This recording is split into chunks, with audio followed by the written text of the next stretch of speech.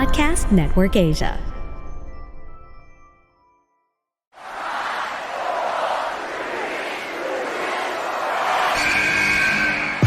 What's going on? This is Xavier Woods, aka Austin Creed. Welcome to the big time!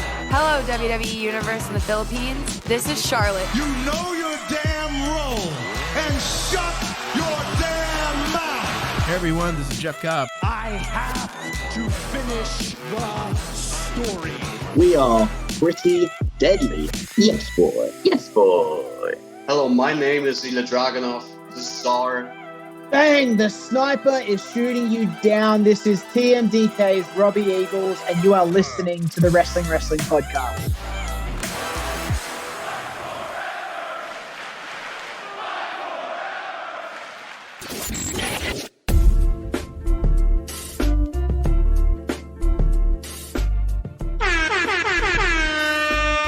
You're listening to the longest-running weekly episodic Filipino wrestling podcast. This is the Wrestling Podcast. It's the OGs of the pod, Stan C and Ro Moran, checking in on an audio-only Picks of the Week episode. Before we get started, thank you, Ro, and thank you, babyface producer Jasper, for holding down the fort ng live stream. It was one of those weird weeks na isa lang from the regular hosting available.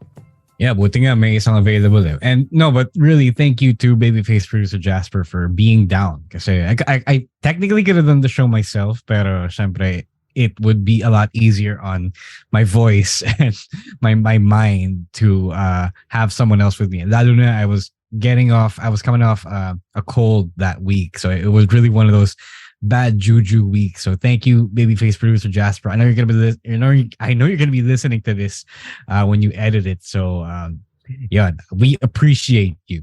Yes, we acknowledge babyface producer Jasper. He is, well, I'm gonna let Kevin Durant say it. You're the real MVP. Di ka namin dadalhin sa tribal court anytime soon. You get a pass. Yeah.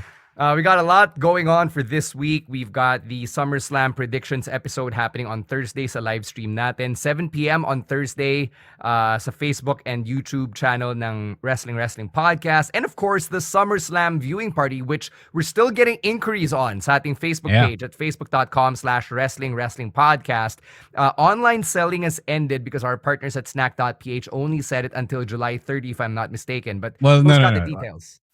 No. Online selling is closed today because we need to get our money as soon as we can. Mm-hmm. So if kung pa-delay pa namin anytime soon, we will not get it in a reasonable time frame. So may cut off kasi si snack.ph. So that's basically the reason why. But we did say that it was going to close. So I hope that you guys got it before the closing of online selling. So I'm sure a lot of people have. I know a lot of people have messaged us to say that they already locked down their tickets for SummerSlam. So if not, syempre, our tickets are still available at the door. It's going to be available for 500 pesos. Anyone can come in early. Doors open rather at 6:30 a.m. because syempre I know that you guys want to come in early and get your spots a bar. It does fill up pretty easily, pretty quickly. If you guys have been to one of our viewing parties before, I know it's WrestleMania, but this time SummerSlam season is a whole different beast because of the Triple H regime. So we expect quite a bit of people. I don't think we're gonna reach Mania levels, but syempre we hope we do. But it's gonna be fun. We're gonna watch main event Jey Uso possibly take the Uwu Championship from the Tribal Chief Roman Reigns in tribal combat, and then we also have Finn Balor take on Seth Rollins, and he's gonna try to make him his 7-year bitch for the World Heavyweight Championship. So a lot of good stuff happening on SummerSlam. We'll talk about it on the live stream on Thursday. We'll predict the match. We'll give you our takes, and we'll see you guys at Skinny Mike's for the viewing party. And chapter, if Skinny Mike's is too far for you in Bonifacio Global City, there is also a viewing party in the north, courtesy of our friends from Hobby Stadium at New Manila, Quezon City. So if you want to, keep it within the area, lalo na maulan lately, you can go there and you can drop by. Their viewing party is for free, but please do support their business by buying coffee, by buying breakfast. Wag naman tayo mahiya dun. Kasi we do want to, make these viewing parties sustainable, and we do want this to be a thing all around the city, all around the metro moving forward. So, you guys, the wrestling community in Manila have something to do, syempre, when it comes to big shows like this. So whether you are watching SummerSlam with us in the South or Central-ish area, or up north in Hobby Stadium, let's all have a good time. Let's all have fun and watch some wrestling, enjoy some wrestling. Yeah, so we'll catch you there, or Sinaro will catch you there, because I will be calling the show as always on the WWE Network alongside Carlo Pamintuan, and we're gonna try our best to have Tagalog commentary pumping through the speakers over at Skinny Mike's BGC. Oh yes. Meron na, there's a funny story. Meron nag-volunteer to plug in their laptop na may VPN, just for everyone to have the WWE Network experience. So thank you. I forgot your name. It's in our it's in our chat with the Geek Talk PH boys, the Legend Dennis and Galactic Shark, who will be there at the Skinny Mike's branch of the viewing party. So if you're a fan of them, I think some other Geek Talk people will be there as well. So the Geek Talk community has been slowly becoming a big wrestling fandom once more, mostly dahil kay Galactic Shark. So thank you guys. If you want to see them, they will be there, and I think we're gonna have a little bit of a meet and greet as well within the geek and wrestling community in Manila. Should be a lot of fun. I'm sure a lot of them will show up in their Finn Balor Nike dunks, Psychic Purple and Black. Kasi nagkakaubusan daw because of the Geek Talk community. Well, thanks, not guys. Just, di naman nagkakaubusan, pero they have been buying it. And, promote na natin, baka makakuha tayo ng sponsorship. So, the Judgment Day colorway, the unofficial Judgment Day colorway of the Nike Dunk High is available and kind of on sale because it's not your usual retail price. So it's available for a little under 4,000 pesos, diba? In a lot of Nike stores around the metro, apparently. Yeah, certain spots. If you want to know, DM nyo na lang ako, because we're not going to be shilling all of these retailers entirely on the podcast. No, I mean, why the fuck not? I mean, if it means that Nike could help us, could be a partner with us someday, diba? Why not? Go check out our friends at Titan. Yan. Yeah, that's right. Sana future friends natin on the podcast. Yeah.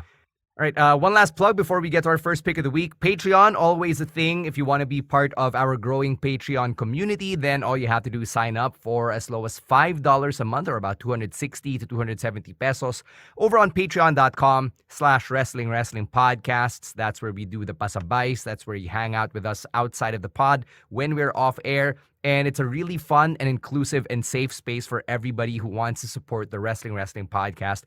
More than just listening to the pod and adding to our views and clicks over on Spotify and Apple Podcasts. So again, go check us out over on patreon.com/wrestling podcast. All right, let's start with our first pick. And this one comes from Rowen. This is a video up on Maven Huffman's YouTube channel. And for the kids out there, and I think we can actually say this because yung heyday ni Maven in wrestling is apparently older than some of the current generation of fans. Maven Huffman, who was one of the first winners of Tough Enough from the early 2000s, he's got a YouTube channel, and he posted a video this past weekend entitled Rating the WWE Wrestlers I Worked With.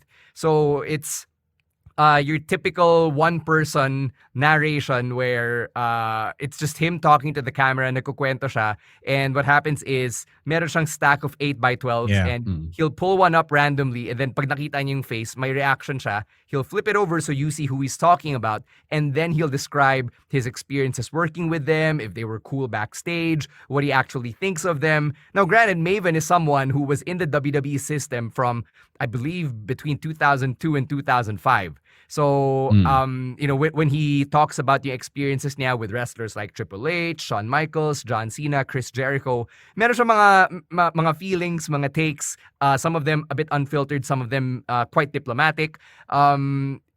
It's up to you whether or not you want to take Maven for his word for it. But syempre, those were his experiences with those people in that time, in the early to mid 2000s. So for all we know, some of these people may have changed. Some of these people might not have changed.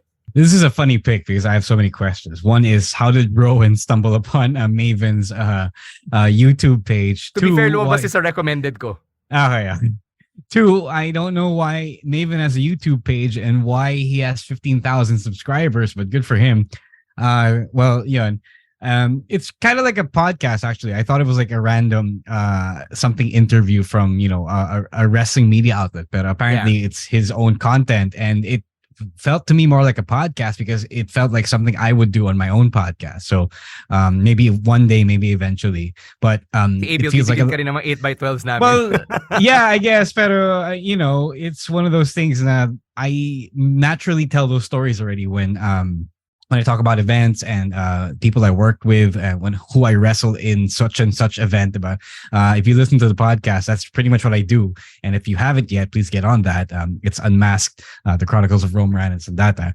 Quick plug. But this is pretty fun. I actually enjoyed it. Akala ko it was a nothing burger of a pick kasi Rowen doesn't get to watch stuff anymore because of his busy schedule. But it was actually pretty fun. I do enjoy listening to these stories. Syempre, it's one way for us fans to find out more about the wrestlers we saw on TV back when we were kids. So that was pretty cool.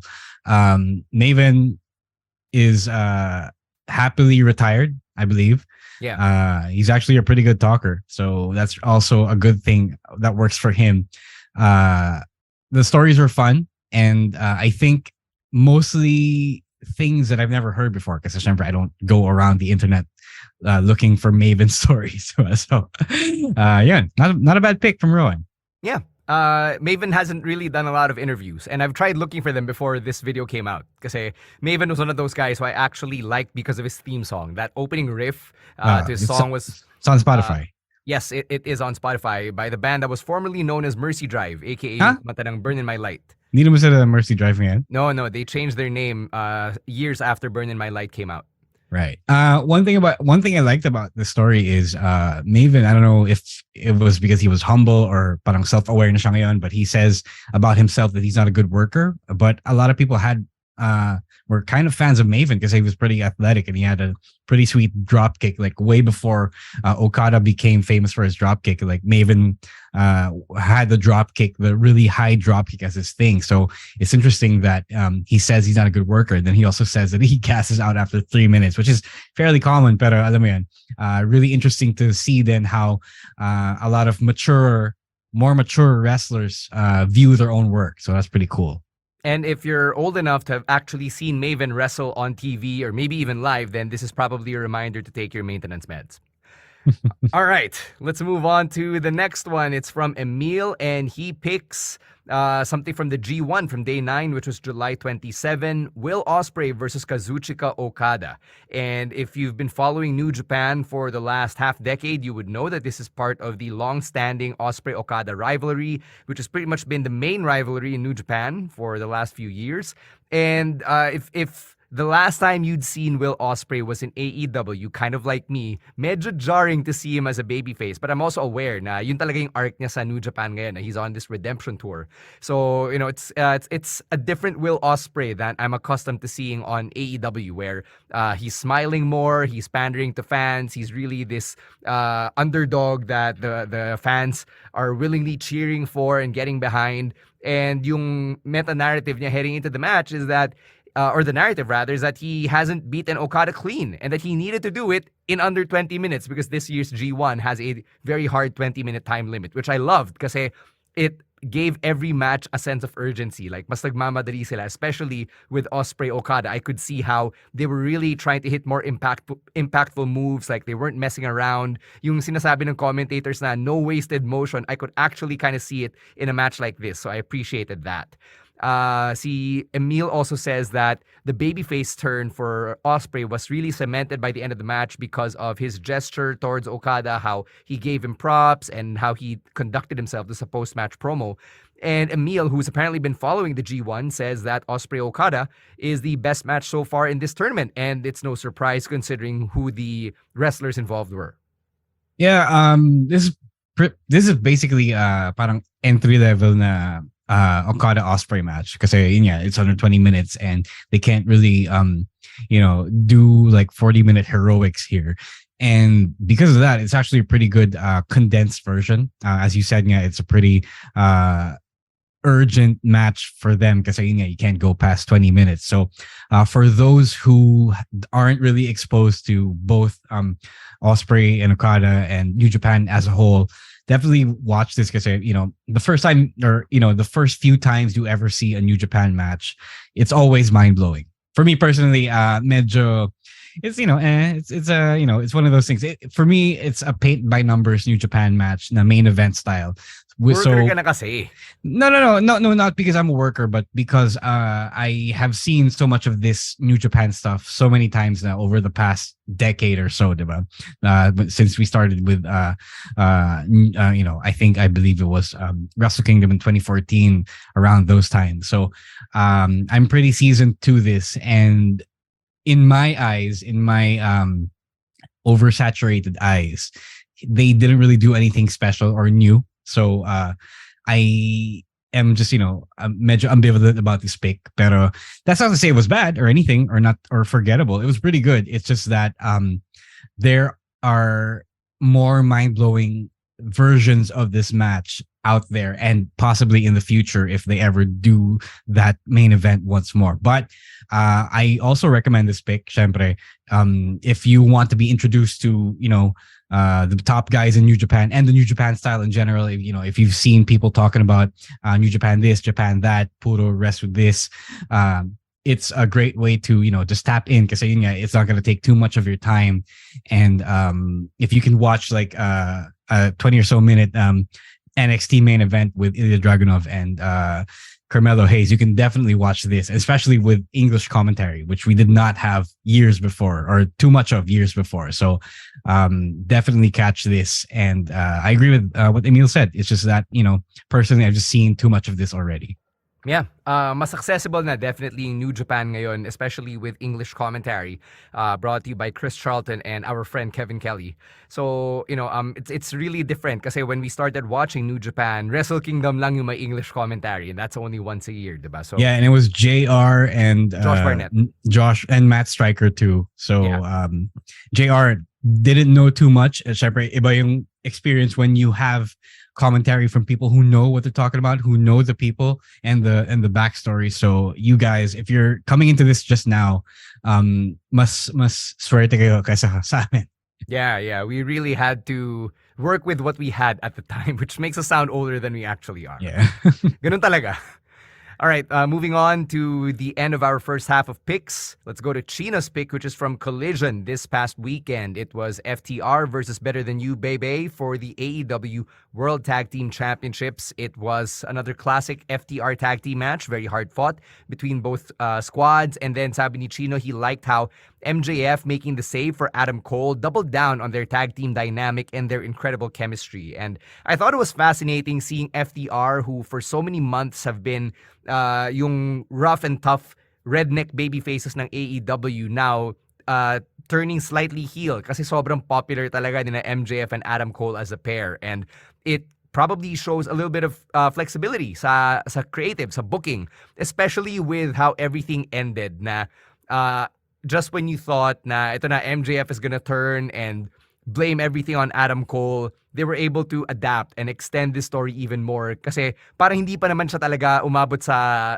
dulo, diba? Sa rurok ng story. So it's good to see that they're willing to flesh this out even more, because as we've said on the podcast multiple times, it's a very fun story. Whether or not MJF and Adam Cole do end up going back to FTR, the fact that the two of them are going to keep messing with one another, even though my blatant distrust on both guys, it's a very layered narrative that they're telling right here, and I'm really enjoying it. And I appreciate the role that FTR played here as the tag team stalwarts. Yung parang you guys don't even deserve to be here kasi kami yung tunay na tag team, kayo pinagtagpi-tagpi lang kayo, you don't even trust each other. So that dichotomy being present there added to my enjoyment of the storytelling.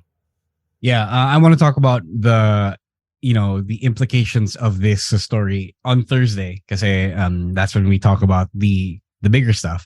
But I wanted to praise this so much. I'm actually glad someone picked it, because I wanted to pick it, but I only really wanted to pick it for the post-match ganap So it was really, really good. And for a lot of reasons that people might not pick up on just yet, because other than the fact that the friendship thing is really heartwarming, it's really brilliant the way the way they found a nice turn in this story, the nice twist in the story. Because you don't see this a lot. You don't see this often.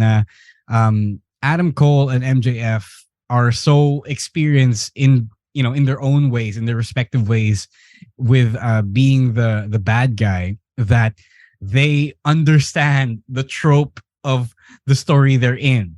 So it was really amazing that Adam Cole actually went out and turned his back to open himself for the turn that he knew was coming. So he was bracing himself by. Just do it, Max. Just do it. That was so amazing, because I don't think I've ever seen that ever in the 30 or so years since Shawn Michaels super kicked Marty Jannetty through a barbershop window. But that doesn't happen at all. Like I say, it's always the thing that the guy who gets turned on never sees it coming. But here, the guy who gets turned on, or who we think gets turned on, opens himself up, understands the trope, and even willfully enables it, because he knows, as part of the story, as a guy who's part of the story, that this is where the story was going anyway. So it's so mind-blowing for me, because that's never been done that way before. So I don't know whose idea this was. I don't know if it was Tony Khan's, but I don't think it's Tony Khan's, because I honestly don't think that he can come up with something this clever and subversive. He could come up with the broad strokes, but I don't think he can do this by himself, because we've seen the other stories that that happen in AEW. They're not really the best exactly. So when something like this happens, there might have been, or there most likely could have been, an assist from the people involved. So I don't think he did the whole MJF CM Punk thing himself. I don't think he did the whole MJF Bryan Danielson thing himself. So this had to be an idea by Adam Cole or MJF himself. So that's my story, and I'm sticking to it. So that's why I wanted to pick this, because it was so good. And they finally found their bloodline cinema, their own bloodline cinema that they can call their own. Yeah. So I'm glad that they did that. I think a lot of the times, even with the bloodline, a lot of it was because of Roman Reigns and Paul Heyman. So that's what happens when you have some pretty brilliant creative minds. Like I said, not every wrestler can come up with this stuff on their own, but when they are in tune with how to tell stories and what kind of stories will hook the audience in, it really is cinematic magic. So even if you don't watch the entire 20 or so minute tag team match, you can just watch like the final 3 or so minutes, which I did actually post on our TikTok. So you can see how it all happens, how it all led to that particular moment, how sinasabi ni Chino that MJF saved Adam Cole, and then MJF really, I don't know if he was acting, we'll find out, I guess, in a matter of weeks, whether he was acting really distressed about losing the match for them. But all of that was really, really great. And I hope that they finally understand. I hope for MJF, for the most part, he finally understands that people want to see him like this, and not just the as a dick, not just the dick, the douchebag that he has so comfortably been for the past, I don't know, I guess the whole of his career. I don't think he's ever been anything else for his career. So I hope that he steps out of whatever comfort zone he has and really fleshes out yung human being, Max Friedman, the human being that people really wanted to cheer for. Yeah. The only explanation I can think of in my head kung bakit self-aware si Adam Cole is kasi tropa ni si Kevin Owens, the most self-aware man in professional wrestling. So that must have rubbed off on him via osmosis. Yeah, and he's turned on other people. Like he's turned on fucking Kyle O'Reilly, so he knows the game. So it is a nice, creative, and long-term wrinkle that he pays attention to how these things happen, how in his own history. Yeah, exactly. How betrayals happen. So that is like a great nod. Because yeah, I picked up on it. Like I'm sure a lot of people picked up on it. You guys picked up on it because we are actual longtime wrestling fans. And yeah, like Kevin Owens, we watch the show. We are familiar with the behavior of these human being characters. About it's great when they're not acting all stupid. Mm-hmm. All right, we'll take a break. When we come back, yung picks of the week namin ni Ro, plus another bonus consensus pick of the week after this quick word from our other podcasts on Podcast Network Asia. Let's get to the second half of our picks of the week. We'll start with mine, which is from this week's Raw, from the July 31 episode, because we're recording this on a Tuesday night. Na at least itong pick na to napanood na namin ni Ro, so we can talk about it. It's the Beat the Clock Challenge ni Chad Gable kay Gunther, and then the match that followed that one. So essentially, it's a 2-in-1 type of match.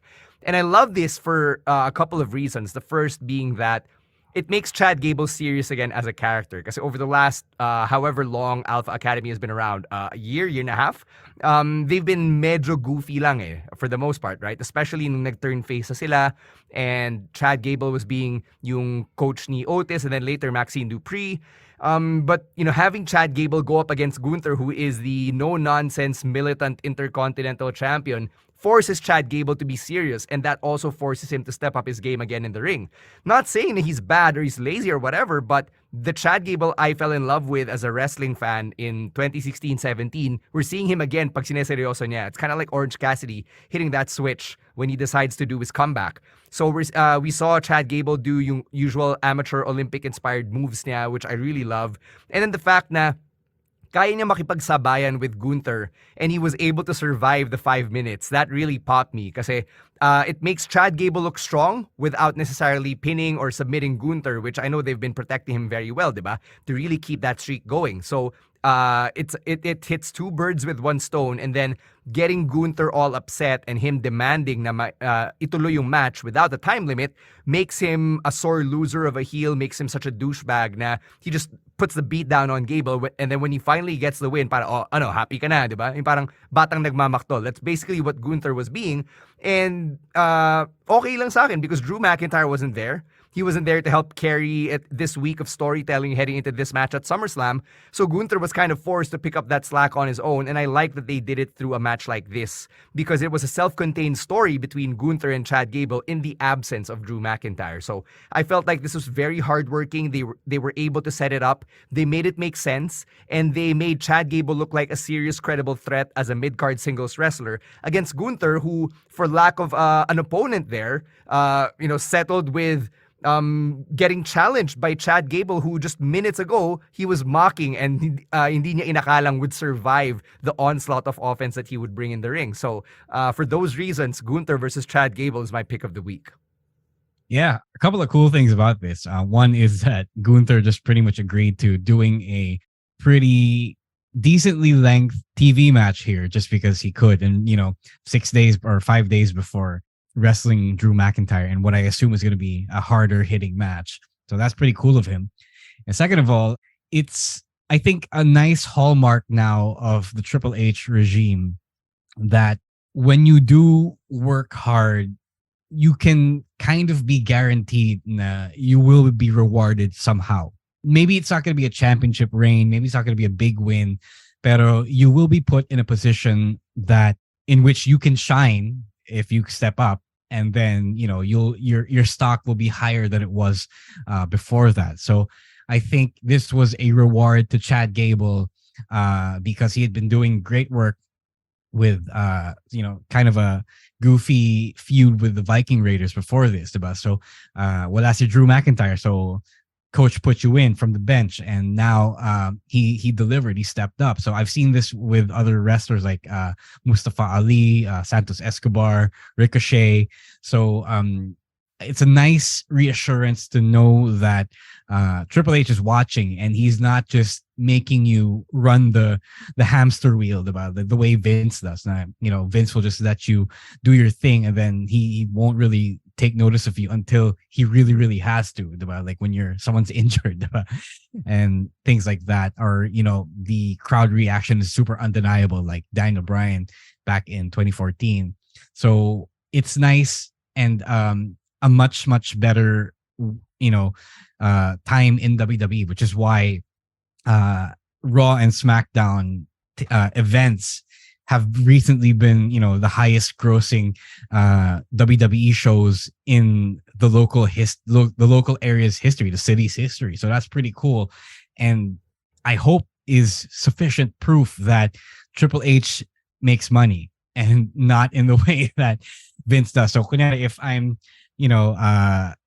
weighing who the best options are to run WWE after they finally merged to become TKO, I believe the name of the merged company is. I would hope that Triple H is kept firmly in charge because he is now proven. Because it's undisputable fact that he brings in the cash for in a way that Vince could not have done back in in the latter years of his reign. So I agree with everything that you mentioned. It was really good. Syempre, you and I both know how good Chad Gable can be. There are probably people in the audience, in the WWE audience, who either don't know or have forgotten. So this is a nice reminder, and I hope that this could be like a sign of things or better things to come for Chad Gable, and maybe the rest of the Alpha Academy as well, because I think they've been doing some pretty good work. And if only the tag team championships were split, there could have been a better opportunity for not just them, but also everyone has been putting in the good work in their respective rosters. So there, it's fresh off of Monday Night Raw from this morning. Bonus pick, yung promo video package nina Ronda Rousey and Shayna Baszler, which they split into two parts during Raw. So good. It added so much personal history to the rivalry between Ronda and Shayna. It raised the stakes, made it more personal, and I loved how they just produced that vignette altogether. This week's Raw was actually a good go-home show for the Red Brand. TV writers doing work, so I hope that people both in the fans and elsewhere in the industry stop shitting on TV writers. Yeah. They've since improved. They've come a long way from yung dating first impressions when it comes to TV writers working in wrestling. All right, Ro, close us off here with our Great American Bash picks. Yeah, the entire show was pretty good. Please go watch it because NXT again. We've harped on this back in the last NXT pay-per-view premium live event. But we are pretty much back in takeover levels of goodness, of in-ring goodness. So my pick of the week is if I had to pick it, syempre, it would be Blair Davenport versus Roxanne Perez in Weapons Wild. There are two women's matches on this card, but this one I believe was the better one because Roxanne Perez has a chip on her shoulder. People I think have been looking at her as the little young girl who it's just the prodigy protege ni Booker T, and then they leave her at that. When they kind of dismiss her for being the kid in the entire NXT women's division because she was called up at such a young age. And this match was her proving that she can go and she can actually hit harder than you would think she could.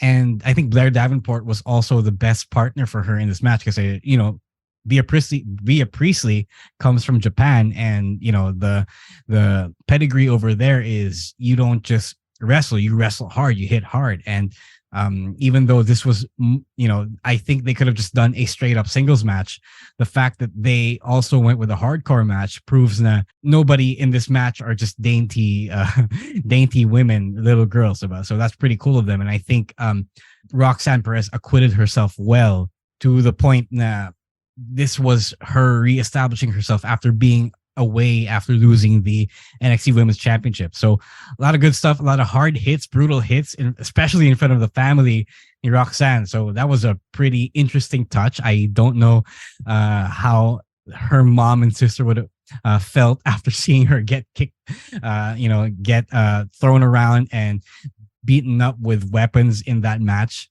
So I hope that she didn't get too much shit for that. But it was definitely a bold choice. And now at first I didn't really see the point of them including this match on the card. I think I thought it was just like another women's match to pad it. Syempre, it's great to have more than one on the card, but now I get it because they just really wanted to go out there and prove that they can hit hard and be credible when it comes to the kind of intensity and physicality that people can expect from the NXT women's division.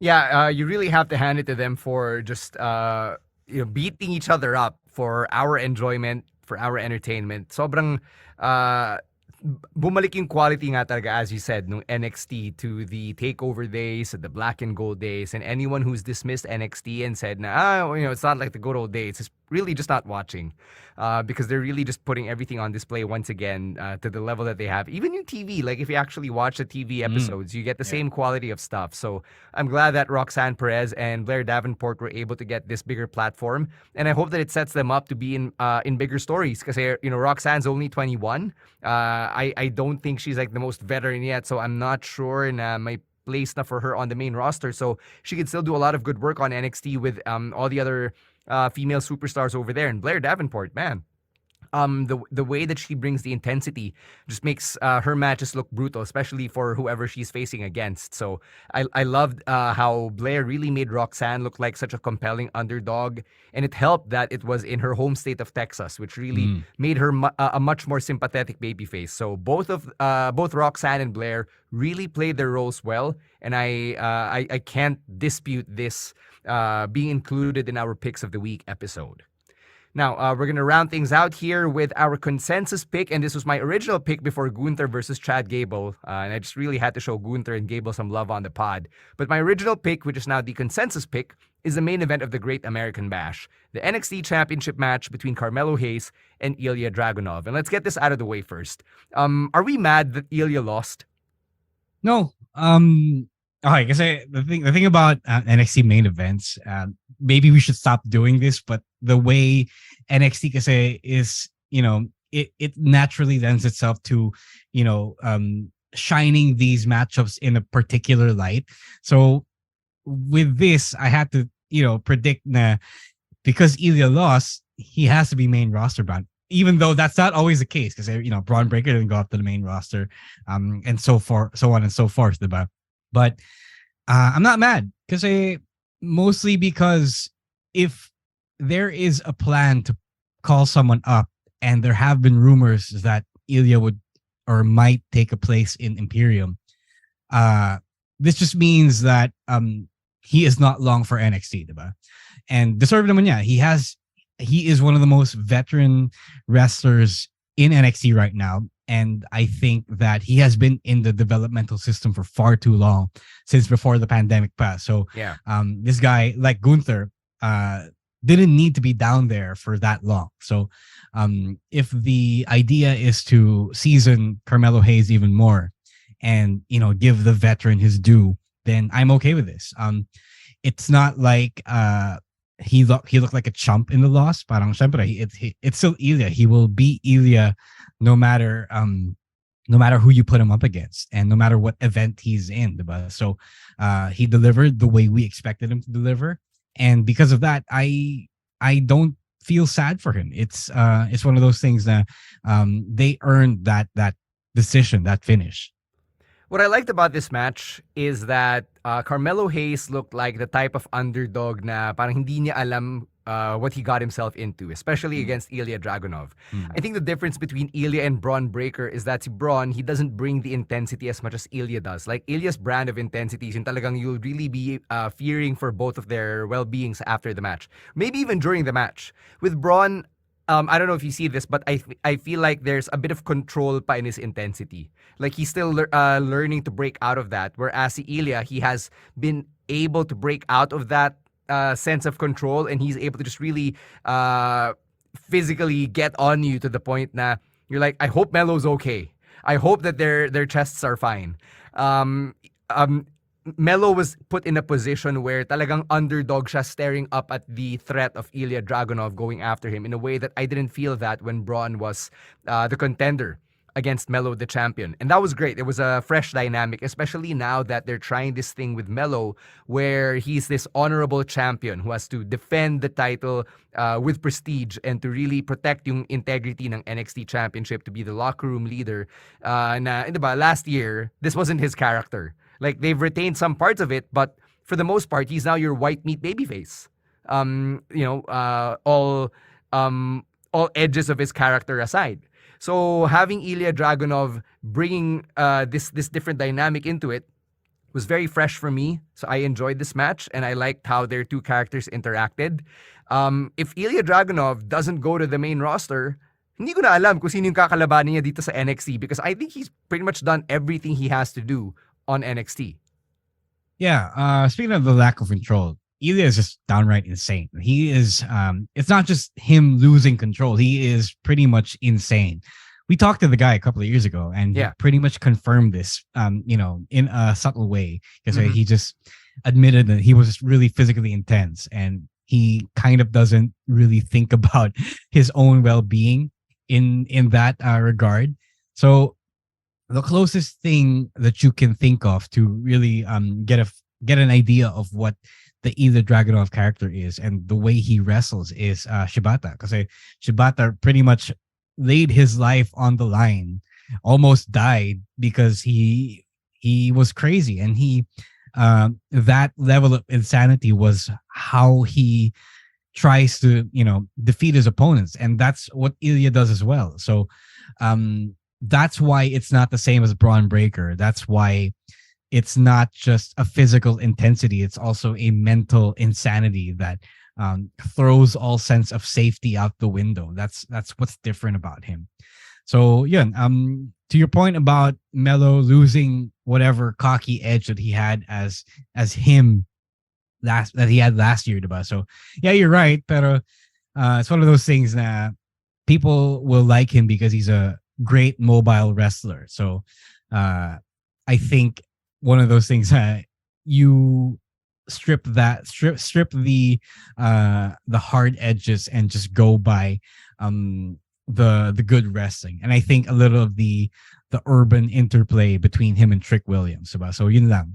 Maybe if they bring back the barbershop vignettes, it would be great. But I don't know. They haven't done that in a while now.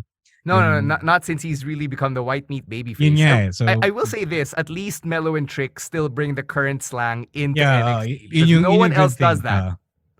It really helps that, well, because most modern slang is pretty much stolen from Black culture anyway. So that's why they are able to tap into it, because it's pretty much their culture. So that's the saving grace. And maybe. I was waiting for a Trick Williams turn, because everything that they did up to this point felt like that was what they were really building up to, and the Ilja thing was just a red herring for it. So maybe that's what's gonna bring back the edge, because it's a personal friendship and it would be a really personal rivalry. So maybe that's what they're waiting for. Ilja has done everything. That's why I thought that it was okay for him to lose, because at this point you gotta go up now.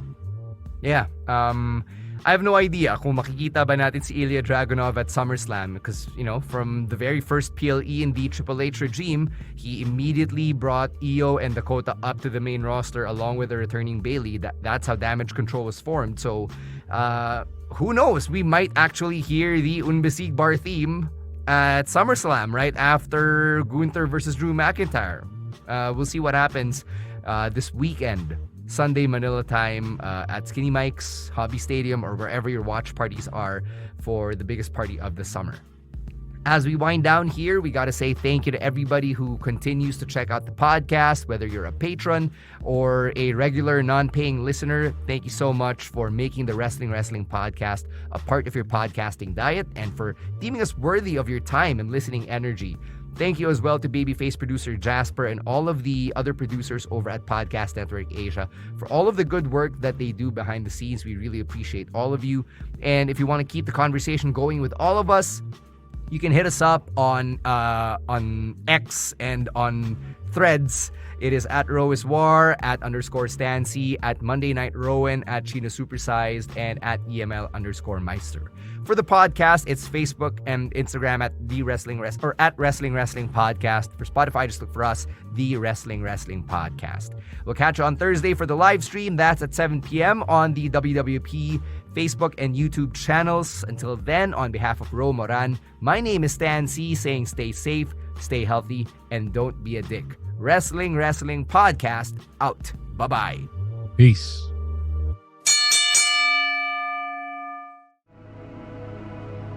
The views and opinions expressed by the podcast creators, hosts, and guests do not necessarily reflect the official policy and position of Podcast Network Asia, the hosts of the program, or other programs of the network. Any content provided by the people on the podcast are of their own opinion and are not intended to malign any religion, ethnic group, club, organization, company, individual, or anyone or anything.